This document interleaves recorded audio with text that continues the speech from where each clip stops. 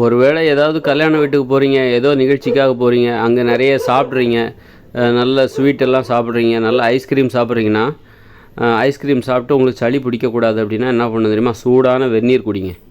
சூடான வெந்நீர் குடித்தா ஐஸ்கிரீம் சாப்பிட்றதுனால ஏற்படுற அந்த சளி பிடிக்கும்ல, அது மூக்கடைப்பு அதெல்லாம் உங்களுக்கு வராது. நீங்கள் ஐஸ்கிரீம்லாம் சாப்பிட்டுட்டு எதுவுமே பச்சை தண்ணியை குடிச்சிட்டு போய் படுத்து தூங்குனீங்கன்னா உங்களுக்கு மூக்கடைப்பு வரும், சளி பிடிக்கும், அப்படி பல தொற்று இந்த தொண்டையில் தொற்றுகள் ஏற்படும். அதுவே நீங்கள் நல்லா ஐஸ்கிரீமு ஏதோ ஸ்வீட்டோ சாப்பிட்றீங்க, ஏதோ நிகழ்ச்சிக்கு போயிட்டீங்க, திருமண நிகழ்ச்சிக்கு போயிட்டு அங்கே உள்ளது எல்லாத்தையும் சாப்பிட்டீங்கன்னு வச்சுக்கோங்க, ஐஸ்கிரீம்லாம் சாப்பிட்றீங்கன்னா கண்டிப்பாக நீங்கள் ஒரு டம்ளர் அதோ 2-3 டம்ளர் வெந்நீர் குடிக்கலாம். அல்லது என்னென்னா அந்த இது நிலவேம்பு கஷாயம் 1 டம்ளர் குடிக்கலாம். நிலவேம்பு கஷாயம் சூடாக 1 டம்ளர் குடிச்சிங்கன்னு வச்சுங்க, உங்களுக்கு சளி பிடிக்காது. ஏதாவது கிருமி தொற்று இருந்தால் கூட இது ஒரு வழக்கமாக வச்சுக்கணும்.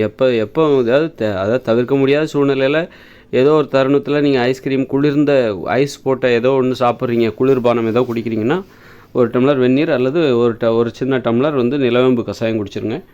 அப்போ அந்த ஐஸ்கிரீம் குளிர்ந்த பானங்கள் இதனால் ஏற்படுகிற சளி பிடிக்கிறது, மூக்கடைப்பு இது போன்ற பிரச்சனைகள் உங்களுக்கு வராது. இது ஒரு அற்புதமான தீர்வு தான். இது எப்போவுமே இது ஒரு வழக்கமாகவே வச்சுக்கணும்.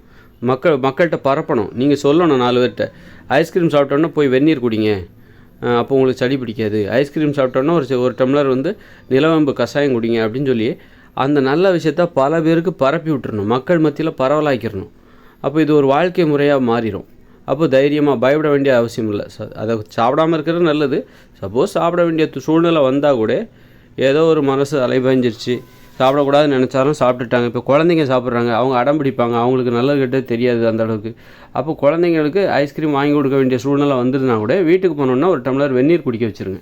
சூடாக 1 டம்ளரில் 2 டம்ளர் வெந்நீர் குடிக்க வச்சிட்டிங்கன்னா அந்த ஐஸ்கிரீம் சாப்பிட்றதுனால ஏற்படுற சளி தொல்லை, மூக்கடைப்பு இது குழந்தைகளை பாதிக்காது.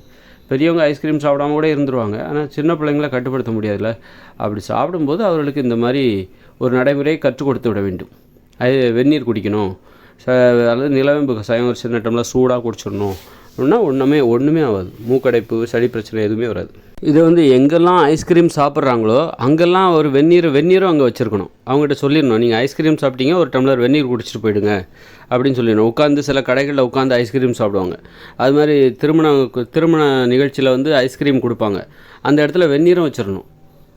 அப்போ ஒரு விழிப்புணர்வு கிடைக்கும். அதனால் ஏற்படுற பாதிப்புகளை குறைக்க முடியும். பயந்துக்கிட்டே சாப்பிட வேண்டிய அவசியம் இல்லை. சாப்பிடாமல் இருக்கிறது நல்லதுனாலும் சப்போஸ் சாப்பிட வேண்டிய தருணம் வரும்போது இது உங்களுக்கு ஒரு தைரியத்தை கொடுக்கும். இது ஒரு விழிப்புணர்வு தானே. அப்போ எங்கெல்லாம் ஐஸ்கிரீம் கடை, கூல்ட்ரிங்க்ஸ் கடை எல்லாம் இருக்குது, குளிர்பான கடை எல்லாம் ஐஸ் போட்டு சாப்பிட்ற அந்த ஜூஸ் சாப்பிட்ற இடம், அங்கெல்லாம் போனீங்கன்னா 1 டம்ளர் வெந்நீரும் அங்கே வச்சுருக்கணும். அது மாதிரி திருமண நிகழ்ச்சிகள்லேயும் வெந்நீருங்கிறது அங்கே வச்சுருக்கணும். அந்த ஐஸ்கிரீம் விற்கிற ஐஸ்கிரீம் கொடுக்குற இடத்துல வெந்நீர் வச்சுருக்கணும். அப்போ அதை சாப்பிட்டுட்டு இதை சாப்பிட்டுட்டு போங்க அப்படின்னு சொன்னாக்கா அதன் மூலம் அவர்கள் சளி தொல்லை, மூக்கடைப்பு இது போன்ற பிரச்சனைகளிலிருந்து பாதுகாக்கப்படுகிறார்கள்.